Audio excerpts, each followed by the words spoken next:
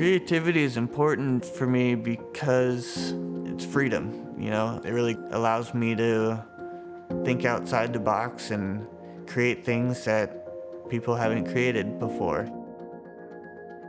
And we're so fortunate that we live in a day and age when we have all this technology that he can use. The things that he has available to work with now wouldn't have been available 20 years ago.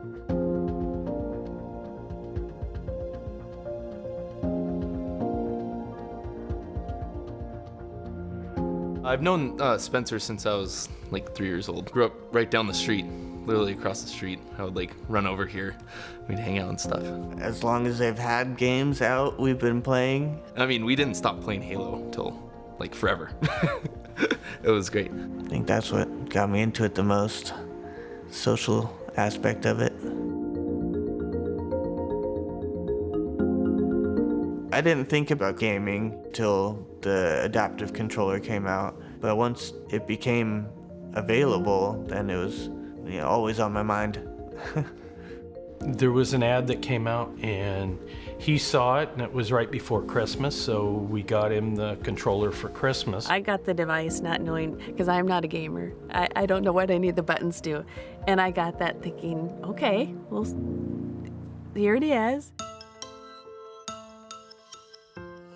There's a lot of things to work out.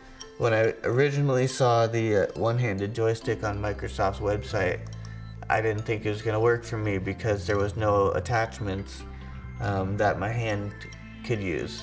And nothing that was really sensitive enough to play the games that I wanted to, and like Halo and games that require a lot of movement and a lot of button use. When I saw that there are parts out there that work for that controller, that's when I was finally like, okay, this is pretty cool. I can build on this. I already had the shape in mind, the U shape that I needed to in mind with metal ones at first, and they were just too heavy. It led me to, well, 3D printing is probably the best way for me to solve that problem. This was my first cutout of the tray. Tried to model as much as I could after the original controller. Then it just led me to step-by-step switching little things here and there to finally getting to the point that it was working for me.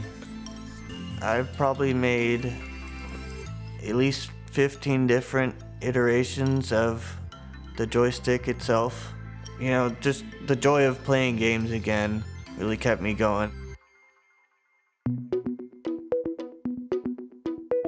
After seeing it actually cut out with the design on it, I was like, so many other people can use this besides just Spencer. And I was like, we gotta play some games, man. This is something that we can do together again, and so it's been really nice. I just love seeing him being able to do fun things with his friends and, you know, all together again, just like they were before. I'm not done with it yet by any means, but once, you know, everyone that wants the game again can, then I'll know I'm done.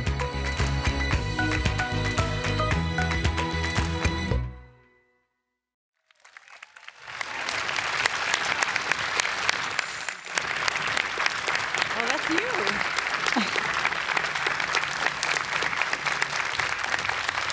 Amazing to have Spencer here in the audience. That's just incredible. I mean, I think it's fair to say the adaptive controller has really changed gaming for not just Spencer, but, you know, hundreds of, you know, thousands of people out there who want to play video games. And that's why this panel itself is so important, because it is all about gaming for all. But specifically today, we're going to be looking at diverse perspectives within that sort of genre. And, you know, from mental health to a transgender protagonist, we have an awful lot to discuss today. So we've got a very eclectic panel with us today. I'm going to work my way down the line. We have Dom Matthews from Ninja Theory. You're welcome.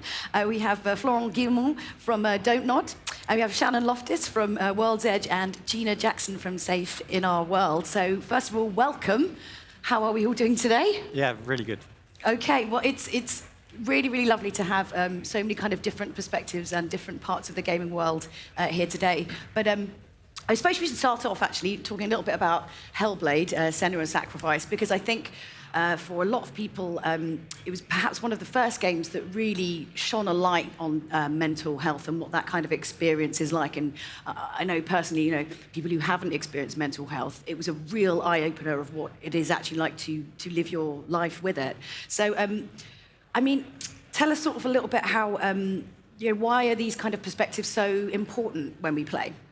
I think games offer a unique medium to explore someone else's world, someone else's experiences, and someone else's life. And kind of in Hellblade, we wanted to make a compelling game first and foremost, but I think when we started to work with other people within the mental health community, they started to get really excited about how a game like Hellblade can put you in the shoes of someone else. So you can make decisions like that character and experience and discover the world like that person, which is different from film and different from literature, where you're essentially a spectator. But with games, you can take people on deeper, more meaningful journeys. Well, because all of a sudden you're not obviously you're not passive. It'd be a rubbish game if it was completely passive, and it wouldn't really be a game. But you know, it's being thrown, you know, especially with Hellblade, being thrown into the mind of somebody. That's an incredibly powerful thing to do because you have no choice. You're in this situation, whether you like it or not, which is the trappings of having mental health issues. And it's you know, we put a lot of work into making sure that we understood what it's like to experience psychosis. To hear voices and to see visions and to have unique beliefs about the world around you, and worked very hard to make sure that we could replicate that in a way that was gave kind of a taste of what those experiences might be like. And I think it was important for us as well that we were telling the story of a Celtic warrior who was on a journey to rescue the soul of her lover. But it also happened to be the story of someone who experienced psychosis and severe mental illness. I mean, I'm going to move over to Florent here just for a moment. I mean, why do you think it's so important now more than ever that we are kind of seeing these different perspectives and giving these opportunities to see the world through different eyes, the stories we haven't heard before? So we just announced Tell Me Why yesterday. Tell Me Why is the brand new game from Dontnod. It tells the story of Tyler and Alison Ronan, two twins, and we are here today to talk about Tyler, one of the main protagonists in the game. Tyler is a transgender man, and for us that's an awesome opportunity, an incredible opportunity to be able to represent a transgender character as the lead character in a video game. That was not initially the story that we started with. We wanted at first to start to tell the story of two twins, two really connected individuals, you know, two identical people, you know. And as we developed the story, we went with this great idea that we loved to create contrast and create a great character with Tyler. And as we developed the character, as we went into that field, we thought that was a very inclusive story, a very inclusive character that we wanted to share with our players. So that's why we settled with this idea, and we were extremely lucky to be able to do that and supported by Microsoft in that process. So we had a great partnership with them, and we are extremely happy to be here today and to be presenting the game. I mean, Shannon, you've been around, you know, in the business for you know, a number of years as a studio head, and why is it so important now more than ever that we are kind of showing these, and you know, obviously supporting, you know, studios that want to you know, tell these different stories and show these different perspectives? Because games more than ever are about the communities that play them, and the more you can create authentic and relatable experiences, the broader set of voices you can bring into your community and the more people you can reach. Phil Spencer gave a speech at DICE a couple of years ago about the capability of games to be the medium that rebuilds the world that we're in now.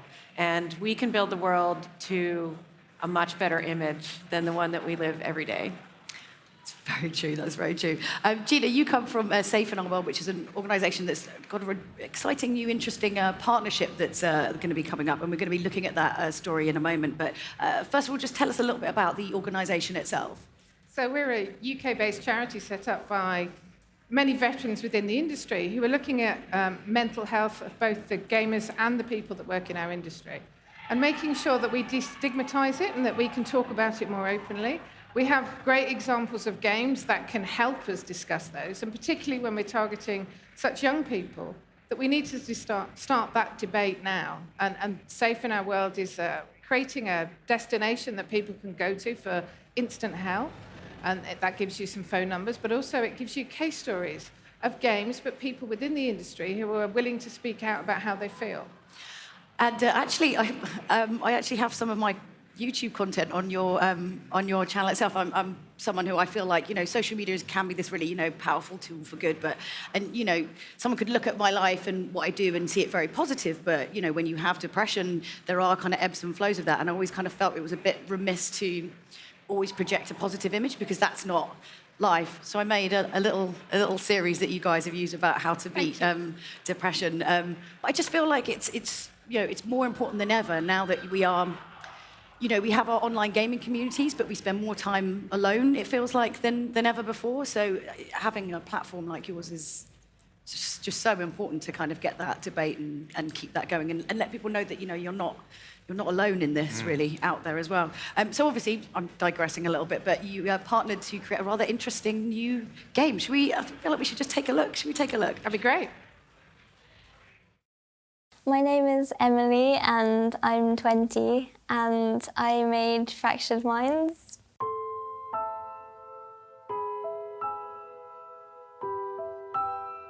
I chose to do a puzzle-solving format for the game, mostly because it kind of reflects the challenges that you face with mental health issues. Like, it's a struggle to get the key and to open the door to the next room.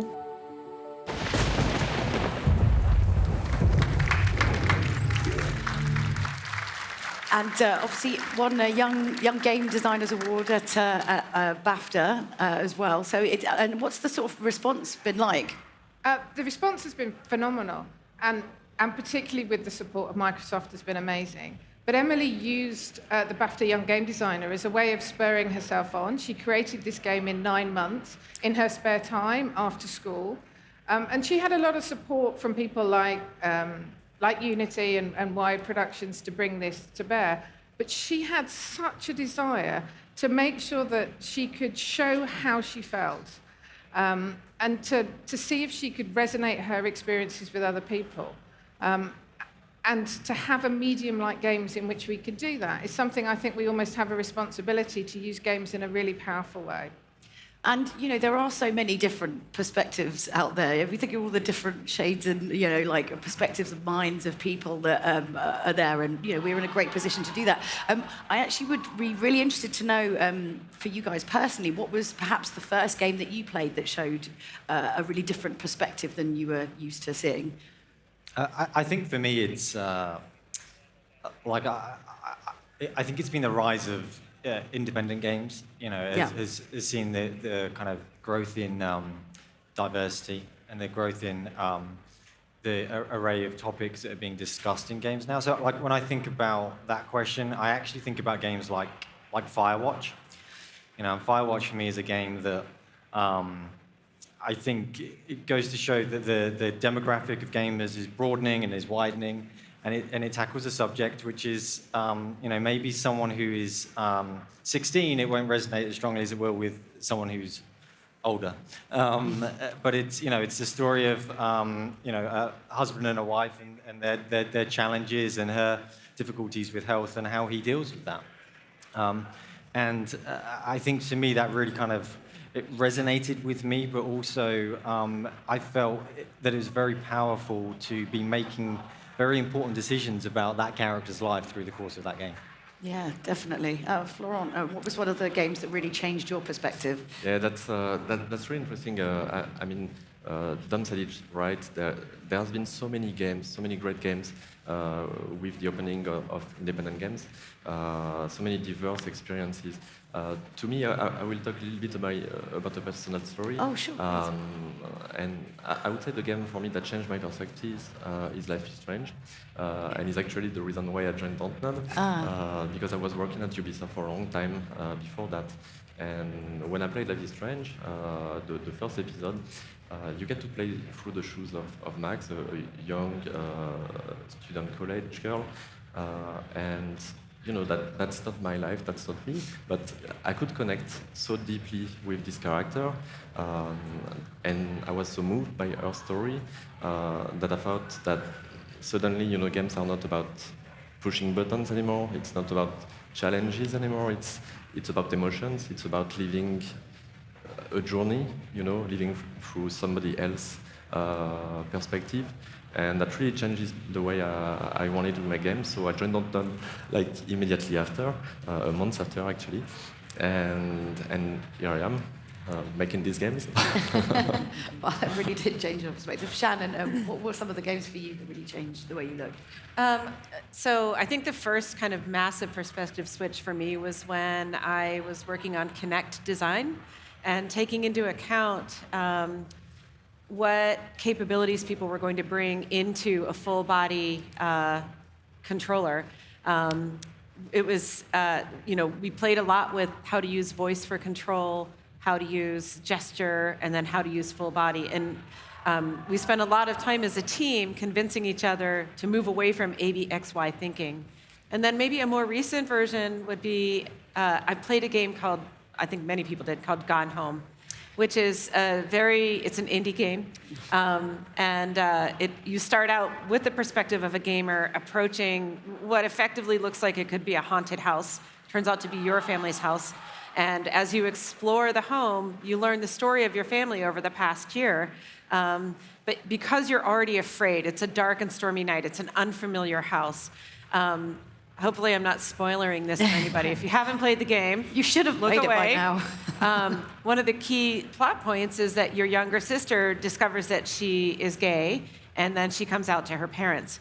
And just that fear, the visceral fear that you already have being combined with that storyline really made me realize how terrifying that kind of thing can be.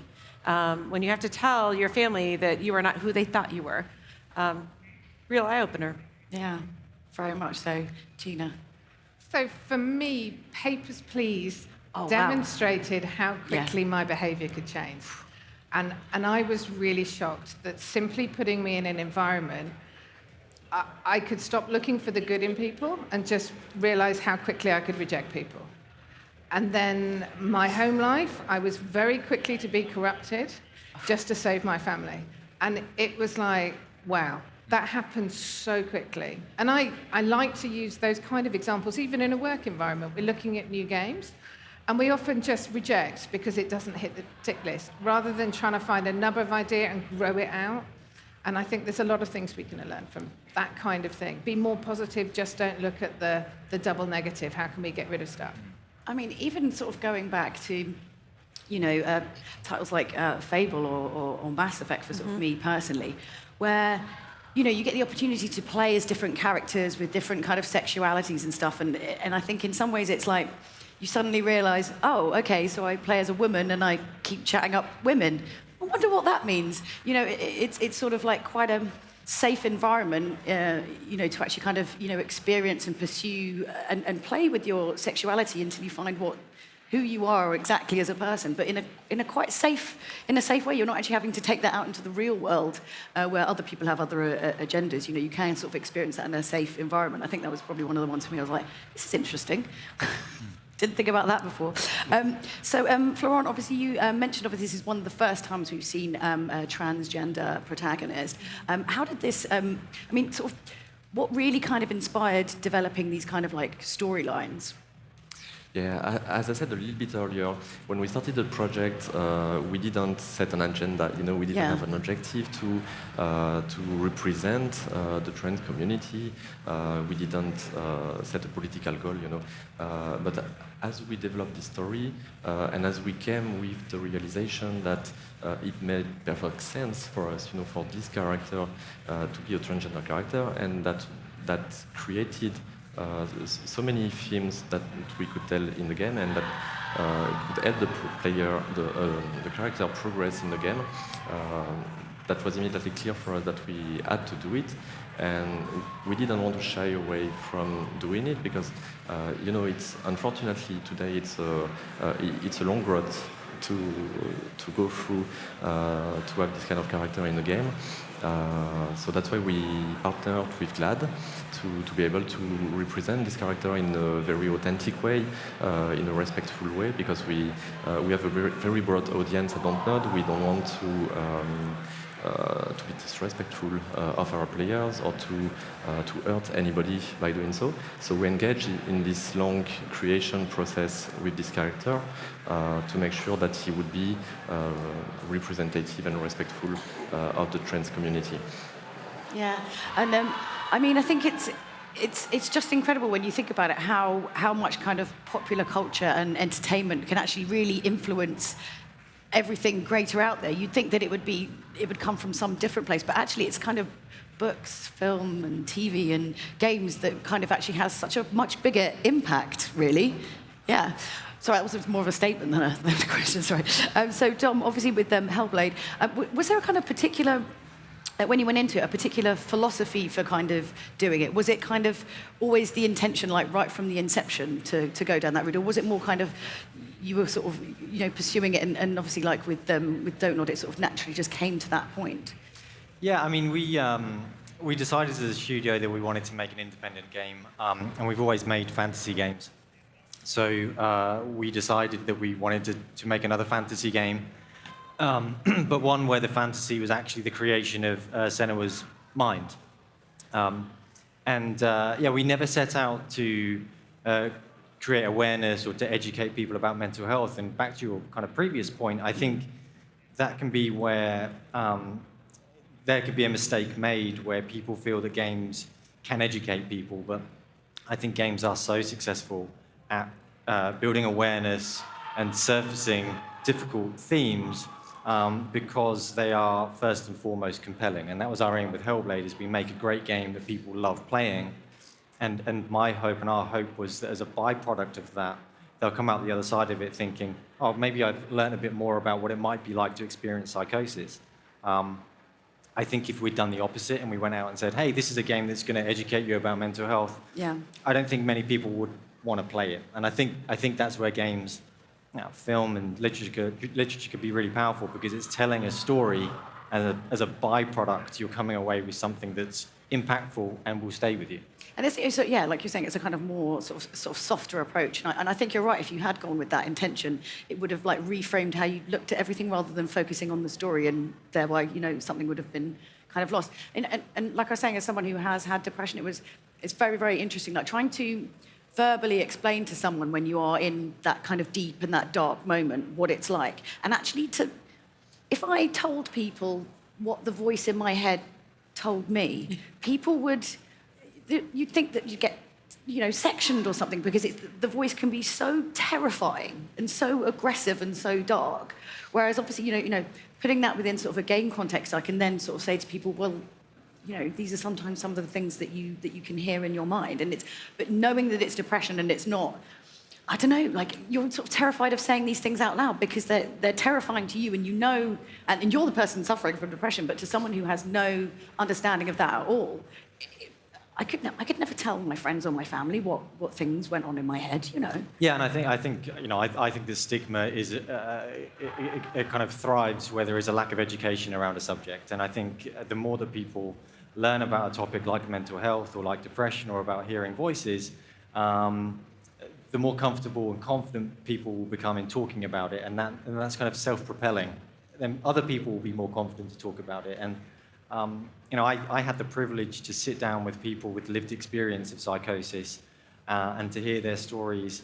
And I remember very clearly thinking, I wish everyone else had this opportunity to hear what it can be like and to take that with them in their life. And I think that's what we try to achieve in Hellblade is that feeling of being very close to a character. And what's been really valuable for us as a studio, more than anything else, has been the impact that it's had on players. And to hear people say things like you've just said, that the game's given them a language in which they can talk about their own difficulties, or a platform that they can talk to their friends and family about, get them to play the game and say, these are the types of things I experience.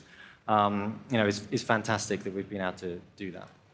I mean, Gina, obviously, you've got an awful lot of different content and different stories on Safe in Our World. I mean, have you, when you were sort of first kind of, courting that kind of content, do you feel that, people were quite happy to kind of share those stories now? Because I feel like before, no one really talked about it. Everyone kind of kept it to themselves, and that was almost like it sort of self-perpetuates the problem, and it's the same thing personally. If you don't talk about it, it's the voice just swims around your head. Did you find that people were very happy now to kind of come out and share their experiences? I think we've been really taken aback by the support that we've received, and I think Hellblade really helped with that. Definitely, really helped with that. But to see how we can continue to take it forward across the whole industry, and just to get people, even within the workplace, to start talking about how things are impacting them and how they feel. That's really quite hard, particularly in our industry, for people to admit isn't the right word, just to be open. And it should just be an everyday conversation. And to be able to share that with people that people have heard of. I don't want to use the word celebrity, but just people have heard of, just makes it easier. And you can go somewhere and very quietly on your own read about stuff. Or you can play games or play Fractured Minds and just be able to have a shared experience. And I think that's what we're trying to say. Nothing has to be done on your own anymore. And if you can open yourself up to more shared experience, then you can help learn about yourself and also about other people. Yeah, definitely. I mean, Shannon, obviously it's great hearing from these guys, obviously, about the kind of support that they've been getting as well. I mean, what was kind of the philosophy behind, these partnerships? So I've been part of Microsoft's Games for Everyone work in progress, I guess you would call it, since actually before it existed. And one of the key values that we want to drive into all of our game development is authenticity and relatability with respect to representation of any culture, person, perspective. So if you're going to make a game that includes a Native American, there has to be Native American buy-in, approval, and partnership in order for first of all, the character to be believable to Native Americans and non-Native Americans alike. And then second, it gives you an opportunity to benefit the group that you're working with. We had a really good partnership with the Nez Perce tribe for Killer Instinct, which is it's an old example. We continue to have these partnerships. I know you guys are working with the Tlingit. But we ended up making a character at the end of the season 3 for Killer Instinct, which our tribal consultant told us was more than just a playable character. To them, it was a cultural touchstone. Mm. I mean, I think it's just we've got to a point where there are so many people out there who have the ability to kind of share their stories and say. I think it's the lack of assumption that that you could possibly understand what those experiences are like and making sure that you're bringing the right people in. I mean, how important was that for you, Florent? So for us, as I said, we partnered with GLAD. Yep. GLAD is the Gay and Lesbian Association Against Defamation. And for us, that was really key to the process because, as much as you educate yourself or research about, for us, the trans identity or the trans community or at large LGBTQ questions, you get to a certain point where you need more resources. You need to talk to people, you need to share their experiences. And even if we have colleagues that are trans in the company or friends in our close environment, we couldn't have made this game without them. They helped us review our scripts, review our character progression, discuss about the trans community, what it means to be trans, what is the life of a trans person in the society, today. They even gave us some history lessons that were really enlightening for us about the representativity of trans people in media. So that was really personally a very interesting process, and it really helped us to get to this, as Shannon said, to this authentic character that we really love. We all love this character at Dontnod. We also love his twin sister, Alison, but we believe we got to a point where we created the right character for this game. And I'll just give you an example because GLAD helped us also to reach out, as Shannon said, to in terms of representativity, to actors that could embody the character that we were making. And unfortunately, today, in our society, there are many great trans actors, many really great and talented actors. We've seen a lot, and they don't have the roles, they deserve just because they are trans.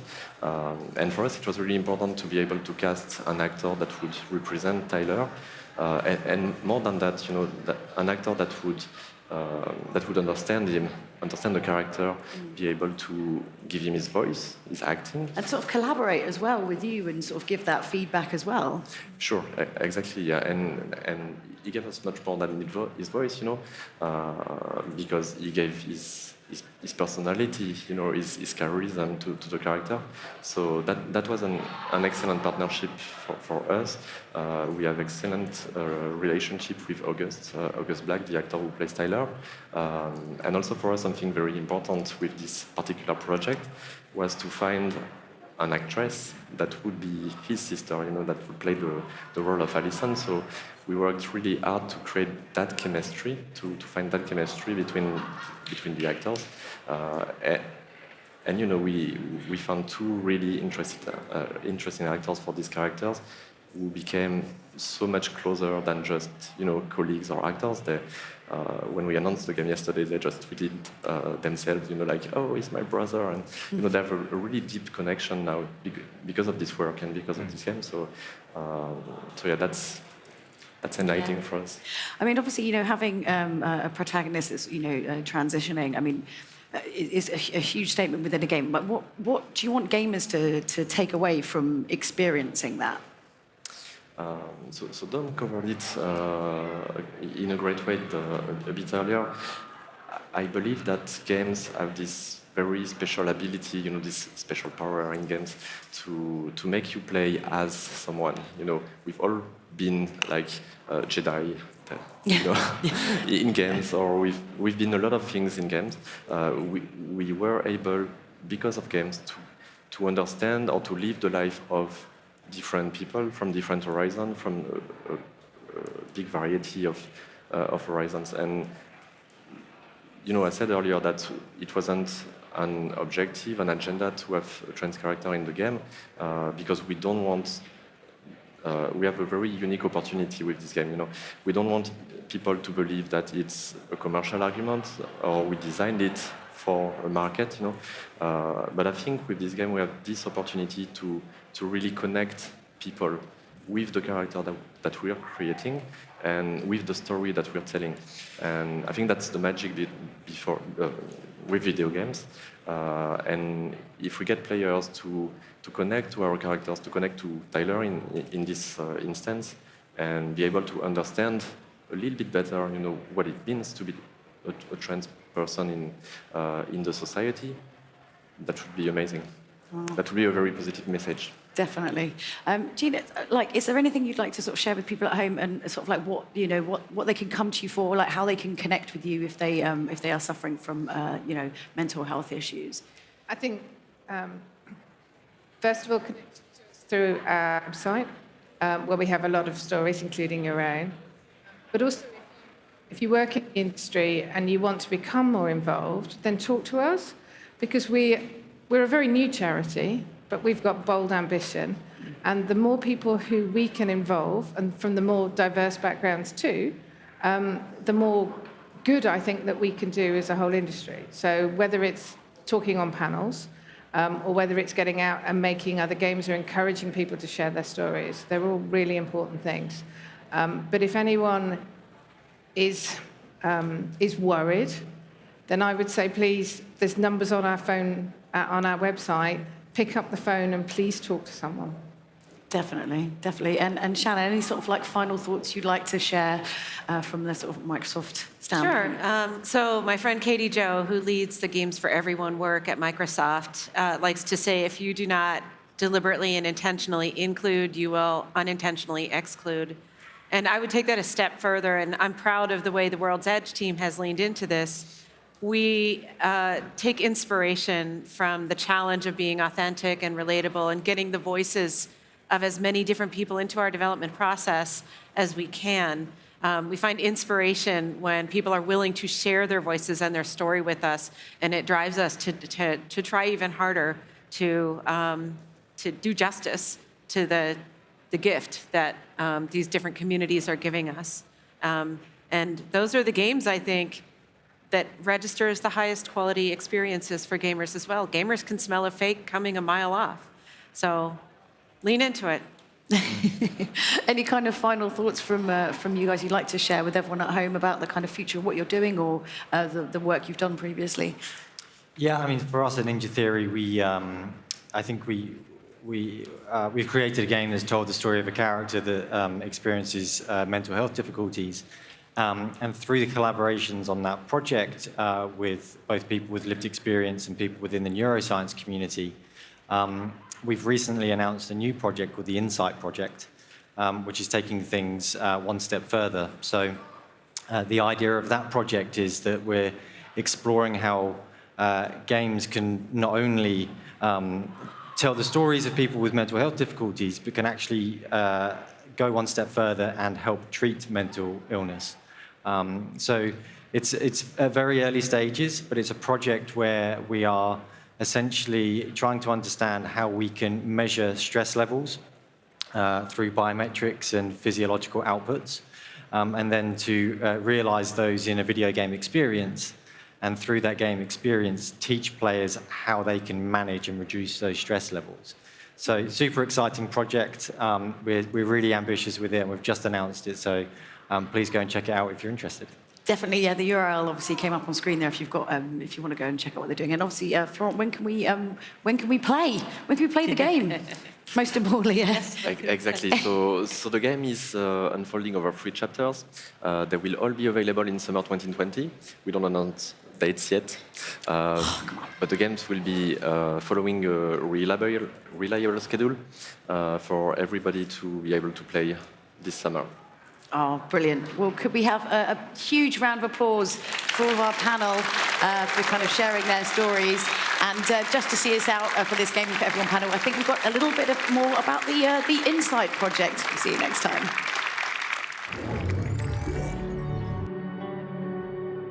The Insight Project is a rare example of artists, scientists, and mental health experts coming together to tackle one of the most pressing challenges of our time, mental suffering. We're asking a question. Could we combine the best of game design and technology with cutting-edge clinical neuroscience and psychiatry to help with mental suffering and to promote mental well-being? This became the Insight Project.